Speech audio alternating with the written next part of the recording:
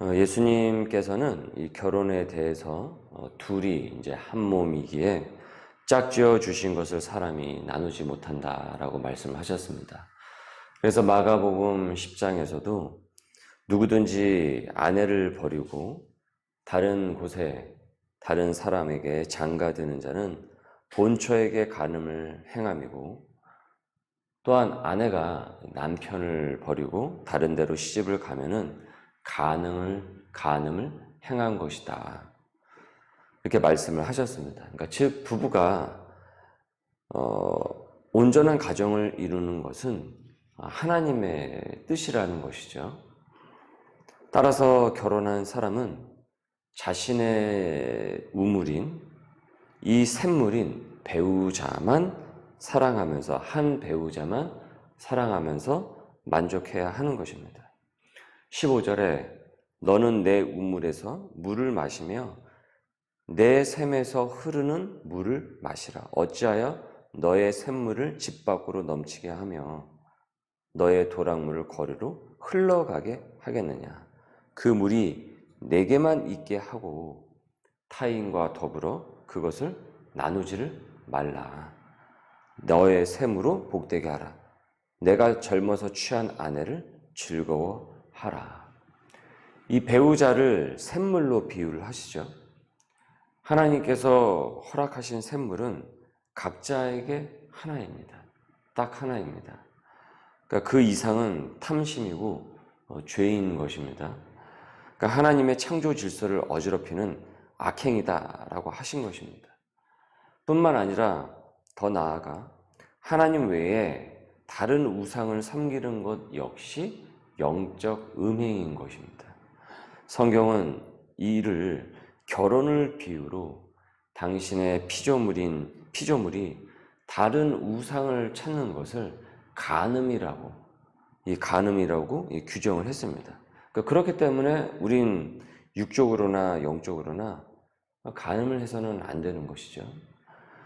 요새 문화가 결혼을 해도 애인이 있을 수 있다라는 등 이렇게 가치관을 혼란스럽게 만들고, 아무리 부부라도 어떤 헐리우드 유명 배우가 자기 자신들의 그 가족관을 규정을 하기를 그러면서 자신을 새로운 가족관이라고 그런 식으로 자기들의 가족관을 이제 규정을 하는데, 그러니까 서로가 구속을 하지 않는 그런 가족이다라는 식으로 이는 정신 나간 소리를 하는 것이죠.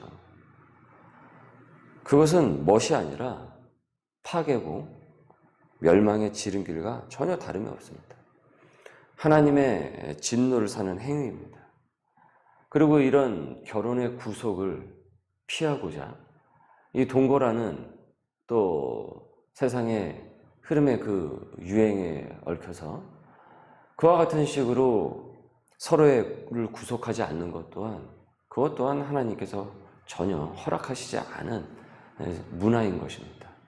요새는 그런 프로그램도 이제는 막 방송을 통해서 사람들한테 보여지죠.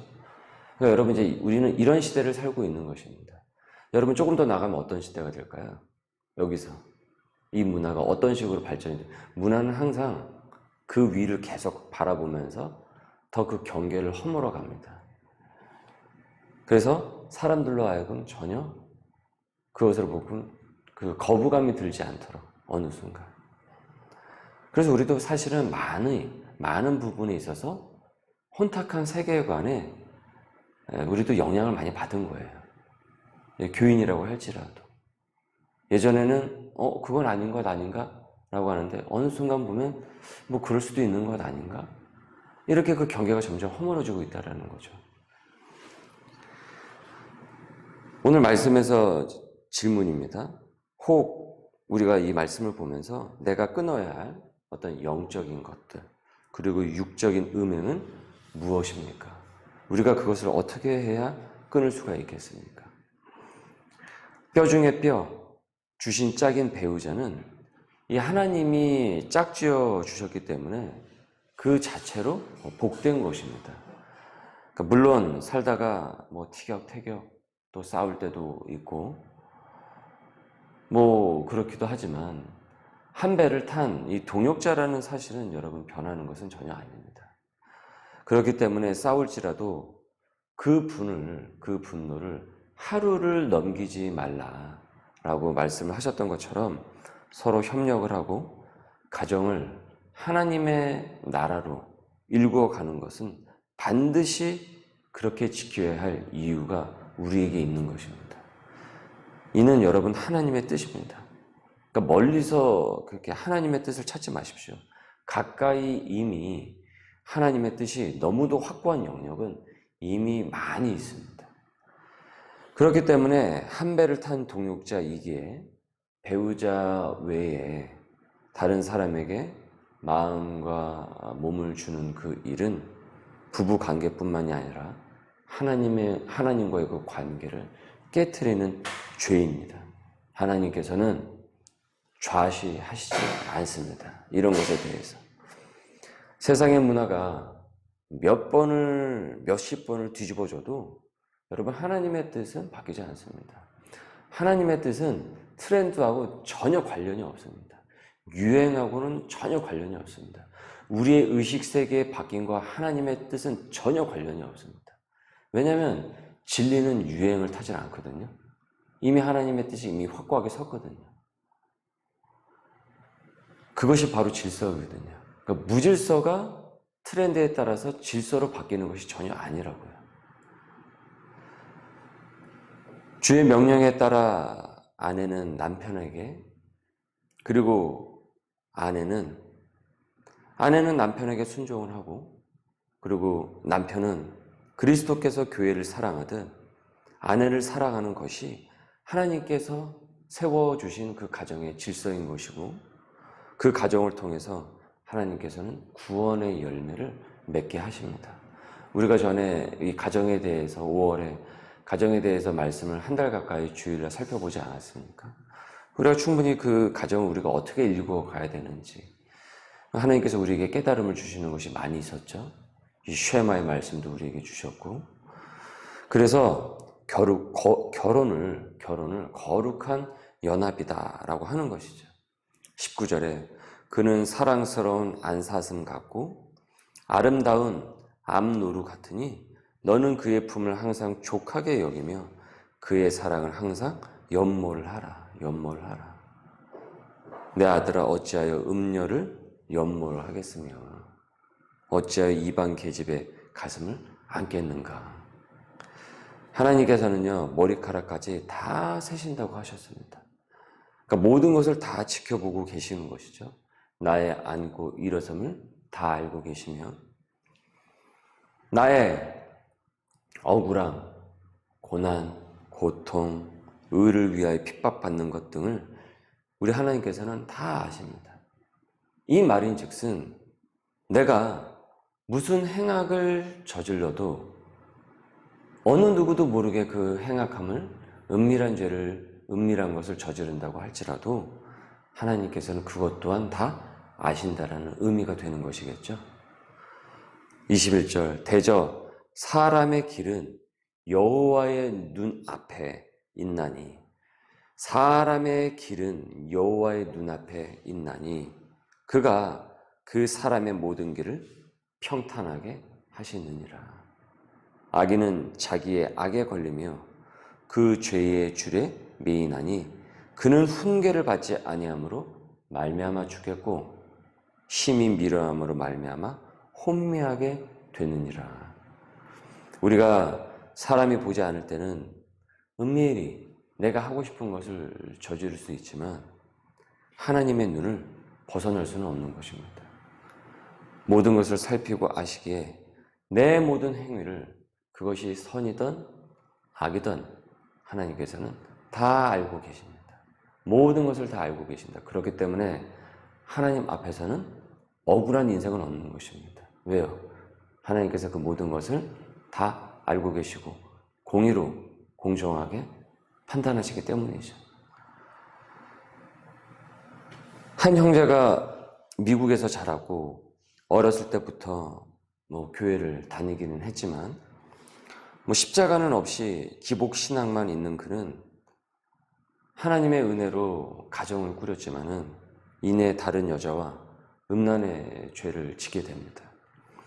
오직 하나의 산물만 허락한 하나님의 뜻을 배신을 했고, 그리고 아내를 배신을 했어요.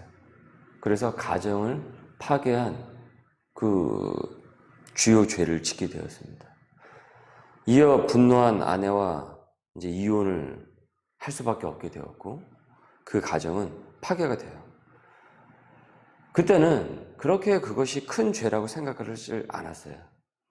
다른 사람과 그것을 로맨틱이라고 생각을 했던 거예요. 로맨스라고. 살다 보면 또 뭐 세상 문화가 그렇지 않습니까? 살다 보면은 뭐 꼭 한 사람만 바라볼 수 있느냐? 때로는 뭐 한눈도 팔 수 있는 것 아니냐? 그리고 다시 되돌아오면 되는 것 아니냐? 개방적인 문화에 쇠뇌를 당하다가 가정의 파괴가 되어서야 그것이 죄임을 깨닫게 됩니다. 하나님께서 진노하신 죄라는 것을 깨닫게 돼요. 그리고 다시 찾은 교회 공동체를 통해서 짙은 회개의 시간을 갖고서야 자신의 그 악함과 그리고 가정의 이 소중함을 깨닫고 자기 같은 죄인에게 다시 기회를 주신 그 하나님께 이 죄송함과 이 감사함으로 다시 일어서게 돼요. 여러분, 사람이 참 그렇습니다. 있을 때는요, 감사한 줄 몰라요. 그것이 당연한 줄 알아요. 그리고 당연히 누리는 것인 줄 알아요. 그러나 그것이 없어지게 되면 이내 그것이 감사했던 것이구나 라고 깨닫게 됩니다. 지나온 행악에 참회가 나오게 됩니다. 후회가 밀려옵니다. 여러분, 혹 아무도 모를 줄 알고 아직 돌이키지 않고 은밀히 행하고 있는 죄는 무엇입니까? 하나님께서는 다 알고 계시며 내가 어떤 선택을 하고 있는지 다 아신다라는 것을 나는 지금 깨닫고 있습니까? 주어진 가정을 소중히 여기며 하늘나라의 가정으로 세워가기 위해서 지금 내가 오늘 적용해야 할 점은 무엇입니까? 오늘도 우리의 영을 깨우시며 인도하시는 주님과 동행해 나가는, 그래서 우리에게 주신 소중한 그 가정을 또한 하늘 가정으로 일구어 나가는 우리 소명의 백성들 될 수 있기를 주님의 이름으로 소망합니다. 기도합니다. 주님, 주신 샘물인 가정을 온전히 가꾸어 가는 지혜를 주시옵소서. 다 변화되지 못해 경계가 점점 허물어지는 이 세상의 이 문화에 경도되지 않게 하여 주시고, 주신 배우자와 가정을 온전히 지켜가며 육적으로 영적으로 음행하지 않도록 성령 충만케 하여 주옵소서. 주의 훈계를 멸시치 않으며 복된 가정을 오늘도 세워가고 열심히 복음의 씨를 뿌려나가는 우리 소명의 백성들 될 수 있도록 인도하여 주옵소서. 감사하며 예수님의 이름으로 기도드립니다. 아멘.